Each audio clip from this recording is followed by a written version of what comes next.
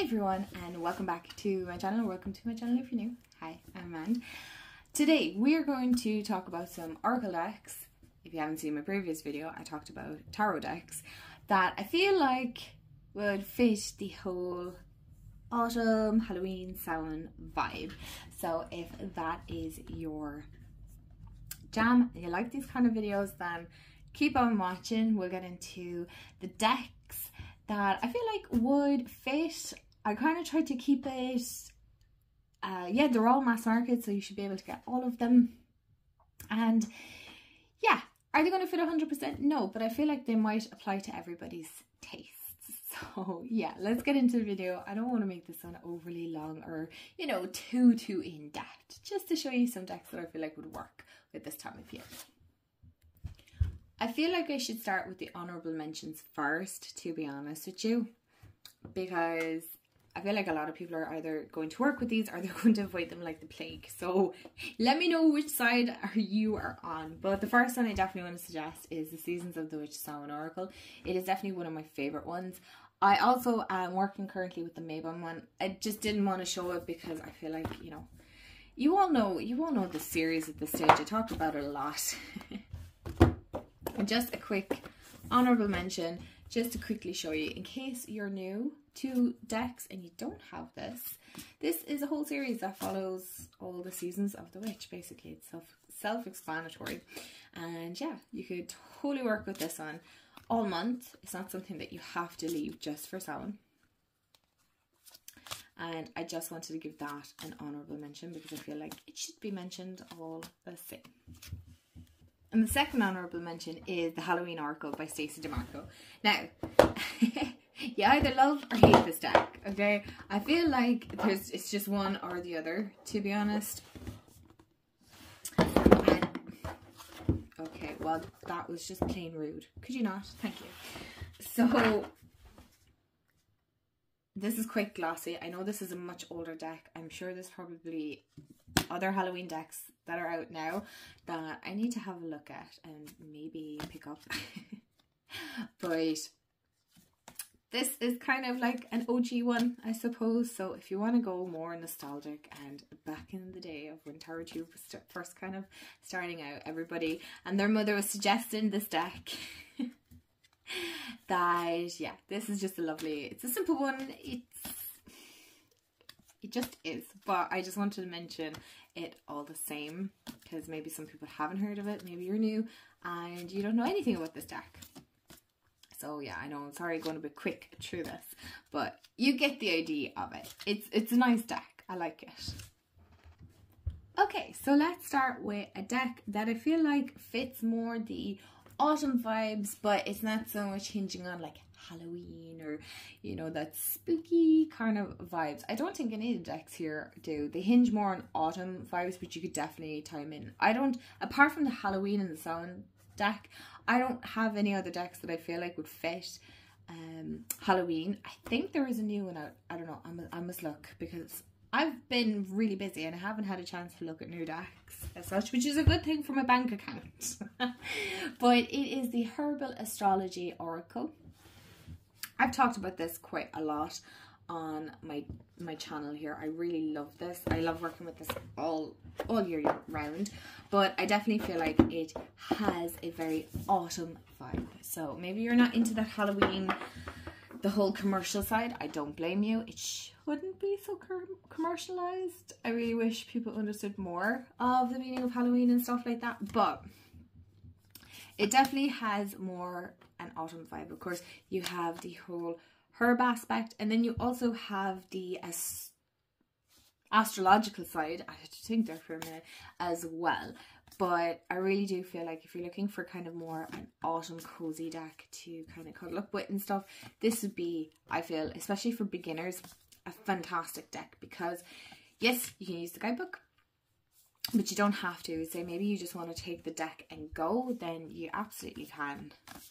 And like, for example, I'll pick this one. I'm not even going to try. So higher consciousness. So what does higher consciousness mean for you? Now, I wouldn't know the astrological signs. I would have to look those up. But it's really about, for me, kind of that whole going within and connecting with your higher self and listening to your own intuition and really connecting with all that is around you. Okay, and tuning into that which is outside of you. Sometimes we cannot control things in our life, so we need to, it's not always a case of having to meditate and, you know, all this kind of woo-woo mystical stuff. Yes, it can be, but not necessarily. It's all about quietening your mind and going within and listening to the messages that are coming up for you right now. Anyway, you get a rough idea. Get a rough idea, but I really like this. I like the cardstock. I like the way it shuffles. It's a great deck.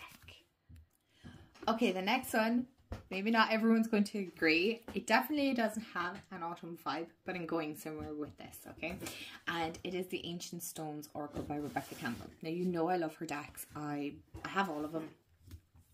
And I genuinely, thoroughly enjoy working with them. I really do. This deck, for why I picked it, is because, one, I don't want anybody struggling to find a deck that you might already have in your collection. I'm trying to think a little bit outside the box here. And I love this deck. It is so earthy and grounded and connectedness. It has a lot of, excuse me, that Celtic, that's like New Grange there.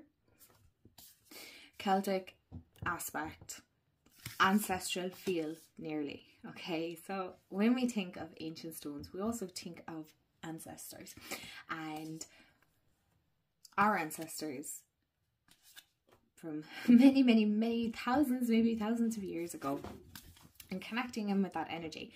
So while I use the rosebud for that more, how would you say, earth side, I suppose, groundedness, connecting with that ancestors this way, this I feel like definitely has more of a higher spiritual energy to it in one way. Sometimes it's very hard to articulate how in my head it works. So I feel like the rosebud works great because it's more like here, groundedness, and like I feel like the ancient stones works because it's more of a higher vibration. Does that make sense? It's not going to be for everyone, I'm aware of that, but I'm doing suggestions and this is how I would work with them, okay? My practice is many different aspects and elements blended into one. One day I will sit down and talk about it and kind of try and go a little bit more in depth and explain it a little bit more. It's not as complicated, I promise it's not that complicated. But see, ancestral messages. So it's funny because I forgot that this card actually was in it, but you get what I'm saying is this has that ancestral feel to it. So, and I always feel like October, November is a great time. And the time that I feel more connected with my ancestors, not that I'm not throughout the year, but it is a time that I feel like I can dedicate more time and I'm more aware of them than I would be in spring and summer. Okay, the next one I feel would be great is the Urban Crow Oracle by MJ Cullinan, or Cullinan, whatever way you want to pronounce it. I don't have the Crow Tarot. I want to get it at some stage, but again, it's not really high on my list of decks that I want to get. So it's not the be all and end all. But yeah, I feel like this one is a great one for autumn. If you want that more, I don't want to say darker, but more shadow aspect. This is definitely a deck that doesn't shy away from certain elements that maybe some other decks, like, okay, so the Ancient Stones, we'll say, for example, is far more, I hate when people say fluffy woo-woo. You get what I'm saying? It's a lot lighter. It tries to see more of the positive sides of everything, whereas this kind of sees all sides, but it'll call you out. It's a bit more harsher. It definitely is a harsher deck. I don't mind that sometimes, but other times I want the one that holds my hand and tells me it's okay. It'll be okay. And sometimes I need the one that is going to kick me in the ass and acknowledges certain aspects that we ourselves might push away and not want to face and not want to look at and be called out on it, okay? So it's like that friend that is like, hey, listen, cut the BS, right? You need to stop. Or you need to stand up for yourself. Or you need to get out of the battle, depending on where you're at. But I really like this deck, actually. I really like her artwork. Okay, and so moving away from crows and going more into a witchy side, the Witching Hour Oracle by Lorraine Anderson. Excuse me, I can feel my voice going. It's been a while since I've talked like this long.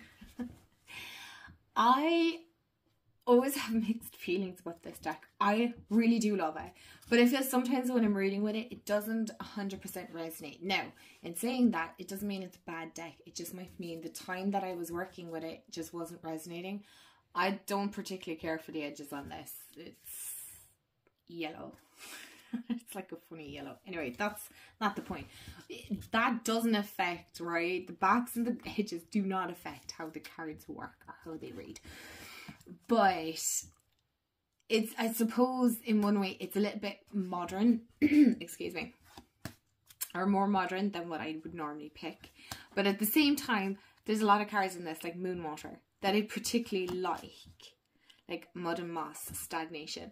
So there is, and I love this Witch's Brew, you know what I mean? So there is a lot in this deck that I do particularly like that overrides what I don't like. And so it's not like you can take out cards because they are numbered. But it doesn't really matter because it doesn't take away from the reading all the same. And it doesn't take away from...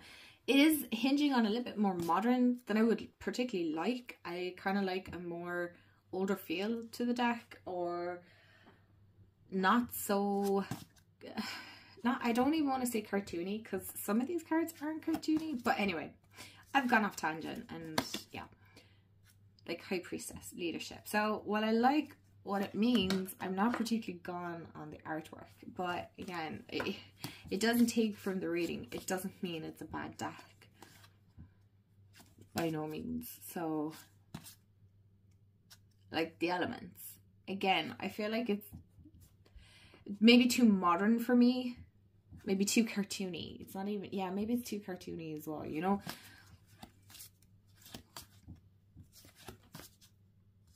But again, that is all down to creators and how they want to create the deck. So it isn't for me to say that it's not a bad deck. It's just my personal taste. That is all. But I still love it all the same. Like I said, I still love it. So yeah, then we're back at the start. So that is the Witching Hour Oracle. And last, but certainly not least on my list here, is the Solitary Witch Oracle by Lucy Cavendish. And the artwork is by Lady Victoria. There we go. I feel like this is, if you didn't have any other deck for autumn, I feel like this deck would be it. That if this is the only deck that you had, this is just perfect. They're like little portraits of art. They're so incredibly stunning. They really fit the vibe of even winter as well. But all of it fits all the seasons. So of course I was going to mention this because it is truly stunning. And I love that witchy element.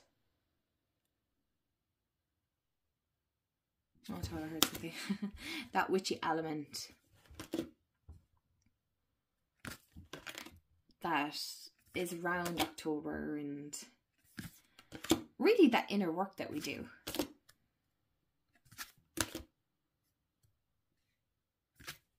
They're quite big cards, alright, just so you know. But these are so nice and they read so well. Personally, I wouldn't do an overly big reading with them, for the reason being is I feel like they might be a little overwhelming.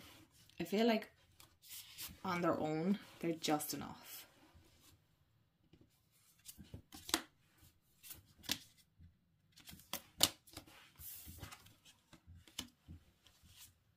I hope that makes sense.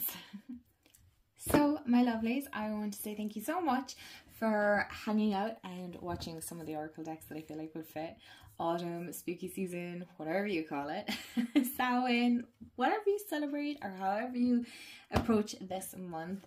Then I hope these deck suggestions kind of help and maybe help you on your own Oracle journey, or even picking a deck that might be already in your collection and maybe lessening the feel or the need to want to buy another deck. But heck, by all means, if you feel drawn to buying another deck, don't let me stop you, okay? If you have any suggestions, let me know, okay?